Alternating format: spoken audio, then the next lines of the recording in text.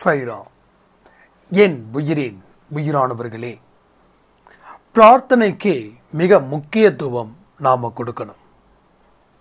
நம்ம பிரார்த்தனைகள் நிச்சயமா நிறைவேறணும் அப்படின்ற நம்பிக்கை உங்களுக்கு இருக்கணும். சில பிரச்சனைகள் கர்மாக்கள் பேஸ் பண்ணி இங்கே நிறைய நடக்குது. ஸோ அதற்காக நாம் பயந்து ஓடணும் அப்படின்னு அவசியம் கிடையாது. உடம்புல ஒரு நோய் வந்துடுச்சுன்னா நம்ம என்ன பண்ணுறோம்? அந்த டாக்டர் அந்த நோய் எதனால் ஏற்பட்டது, இது இந்த வகையான நோய் அப்படின்னு கண்டுபிடிச்சிட்டாங்க அப்படின்னா நமக்கு பிரச்சனை இல்லை. கண்டுபிடிக்காத எத்தனையோ நோய்கள் இன்னைக்கு மனுஷனுக்கு இருக்குது. அப்போ அவன் எந்த மாத்திரை போடுறதுன்னு தெரியல. ஏன்னா படித்த டாக்டருக்கே தெரியல, ஏதோ ஒரு கெஸ்ஸிங்கில் ஒரு டேப்லெட் கொடுக்குறாரு. அப்போது அந்த ப்ராப்ளம் சால்வ் ஆகலை. இந்த நோய்க்கு இந்த மருந்து அப்படின்னு கொடுத்துட்டாங்கன்னா நாம் அந்த மருந்தை சாப்பிட்டு அந்த நோயை கட்டுப்படுத்தலாம். பட் இங்கே என்ன ப்ராப்ளம் நடக்குது அப்படின்னா, என்ன ப்ராப்ளம் அப்படின்றது நமக்கு தெரியுது. இந்த ப்ராப்ளம் கர்ம வினைகள் அடிப்படையில் வருது அப்படின்னு நமக்கு புரியுது. ஆனால் புரிஞ்சும் நாம் சில விஷயத்தை செய்யாமல் இருக்கோம், அவ்வளோதான். ஸோ கர்ம வினைகள் மூலமாக வரக்கூடிய எந்த பிரச்சனைகளாக இருந்தாலும் பயப்பட வேண்டிய அவசியம் இல்லை. முதல்ல நம்மளோட மனசு புத்தி அத்தனையும் கடவுளுக்கு அர்ப்பணிக்கணும், நல்ல விஷயங்களை செய்யணும், அவ்வளோதான். இது இருந்துடுச்சு, இதை செயல்படுத்திட்டா ப்ராப்ளம் சால்வ்டு. பட் இதை செயல்படுத்தாமல் நீங்கள் பிரச்சனைகளை ஷார்ட்கட் டெக்னாலஜிஸை யூஸ் பண்ணுறது, இல்லை யாராவது ஒரு பெரிய சாமியாரை போயிட்டு அவரோட காலில் தஞ்சம் அடைகிறது, இதெல்லாம் பாசிபிளான்னு பார்த்தீங்கன்னா இல்லை. ஏன்னா எத்தனையோ சாமியார்களோட காலில் விழுந்திருக்கோம்.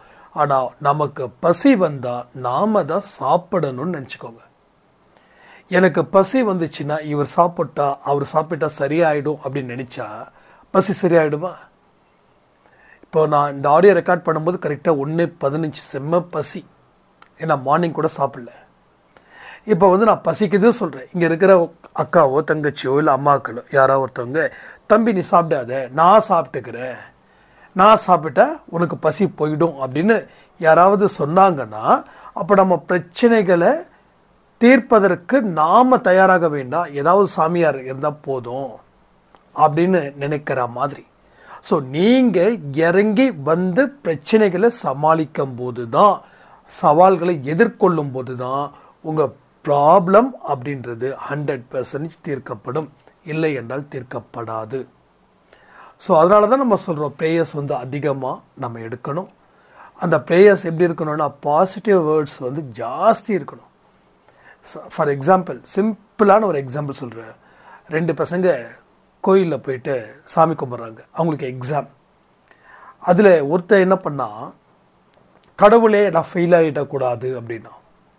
இன்னொருத்தர் என்ன பண்ணால், கடவுளே நான் பாஸ் ஆகிடணும் அப்படின்னா. இப்போது யார் என்ன கேட்டாங்களோ அப்படியே கடவுள் கொடுத்துட்டார். என்ன தெரியுமா? ஃபஸ்ட்டு என்ன சொன்னால், ஃபெயில் ஆகக்கூடாது அப்படின்னா அவள் ஃபெயில் ஆகிட்டான். பாஸ் ஆகணும் அப்படின்னா பாஸ் ஆகிட்டான். ஸோ வார்த்தைகளுக்கு இருக்கக்கூடிய பவர் உங்களுக்கு இன்னமும் புரியல அப்படின்னா இந்த உதாரணத்தை வச்சு நீங்கள் தாராளமாக புரிஞ்சுக்கலாம். நம்ம எந்த வார்த்தைகளால் அதிகமாக பேசுகிறோமோ அப்படிப்பட்ட வாழ்க்கையை தான் நம்ம வாழ்ந்துக்கிட்டு இருக்கோம். ஸோ வார்த்தைகளுக்கும் வாழ்க்கைக்கும் ஒரு மிகப்பெரிய ரிலேஷன்ஷிப் இங்கே இருக்குது, ரைட்? ஸோ என்றைக்குமே அதை புரிஞ்சுக்கணும். அப்போ வார்த்தைகள் எங்கேருந்து வருது? எண்ணங்கள் அடிப்படையில். எண்ணங்கள் எப்படி வருது? என்னென்னலாம் நீங்கள் சேர்க்குறீங்களோ அது எல்லாமே உங்களுக்கு ஆழ் மனசில் ஸ்டோரேஜ் ஆகுது. அந்த ஸ்டோரேஜ் ஆகக்கூடிய விஷயங்கள் தான் வாழ்க்கை வாழும்போது அது வெளிப்படுது. வெளிப்படுத்தக்கூடிய விதங்கள் செயல்களாக மாறுது. செயல்கள் தோல்வியோ வெற்றியோ புகழோ அவமானமோ சம்திங் ஏதோ ஒரு விஷயத்தை நடக்குது, ரைட்டா? அதனால் உங்கள் வாழ்க்கையில் எப்போ பார்த்தாலும் நீங்கள் சோர்வடைய வேண்டிய அவசியம் இல்லை. ஓகே, எனக்கு லைஃப்பில் இந்த ப்ராப்ளம் இருக்குது, இந்த ப்ராப்ளத்தை நான் தீர்க்கணும், இதை தீர்ப்பதற்கு உண்டான ஆசீர்வாதம் கடவுள் எனக்கு வழங்கணும், இதை என்னால் தீர்க்க முடியும், இதை உறுதிப்படுத்துவேன், நான் இந்த சவால்களை எதிர்கொள்ளுவேன், என் மனசில் எந்த விதமான பயமும் எந்த விதமான எதிர்மறை சக்திகளும் இல்லை, யார் என்ன வந்து சொன்னாலும் நான் என்னுடைய கவனத்தை விடமாட்டேன், அந்த மாதிரி அந்த லெவலில் தான் நான் திங்க் பண்ணுவேன் அப்படின்னு நீங்கள் என்னைக்கு சொல்ல ஆரம்பிக்கிறீங்களோ அன்னைக்கு உங்கள் பிரச்சனை நிச்சயமாக தீரும்.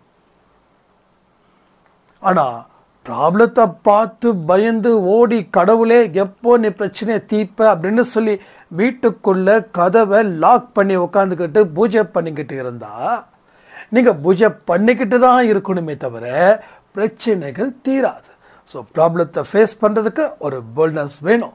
அது இருந்தால் தான் அந்த ப்ராப்ளத்தை நாம் நிச்சயமாக சால்வ் பண்ண முடியும். நீங்கள் ப்ராப்ளத்தை சால்வ் பண்ணாதான் அடுத்த கட்ட வாழ்க்கையை வாழ முடியும். அப்போ ஒவ்வொரு வெற்றியும் ஒவ்வொரு ப்ராப்ளத்தை அடிப்படையாக கொண்டது, ஒவ்வொரு வெகுமானமும் ஒவ்வொரு அவமானத்தை அடிப்படையாக கொண்டது. வாழ்க்கையில் பயம் இருக்கலாம், கண்டிப்பாக பயம் இருக்கலாம். ஆனால் பயமே வாழ்க்கையாக இங்கே பல பேருக்கு மாறுது. எதுக்கெடுத்தாலும் பயம். தென்னாடி படத்தில் கமல்ஹாசன் சொல்கிற மாதிரி அதை பண்ணால் பயம், இதை பண்ணால் பயம்னா அத்தனை பயங்கள் இங்கே இருக்குது. ஸோ பயம் வேண்டாம். வாழ்க்கை அப்படின்றது வாழ்வதற்காகவே அதை நியாயமான வழியில் வாழணுன்றது தான் நம்மளுடைய எண்ணமாக இருக்கணும். ஏன்னா அந்த எண்ணம் தான் கடவுளுடைய எண்ணமாகவும் இருக்கிறது. அப்போ பிரார்த்தனைகள் நான் செஞ்சேன், பட் எனக்கு லைஃப்பில் எதுவுமே கிடைக்கல. பட் நான் நிறைய சாமி கோயிலுக்கெல்லாம் போனேன், நிறைய அர்ச்சனை பண்ணேன், நிறைய அபிஷேகம் பண்ணேன்.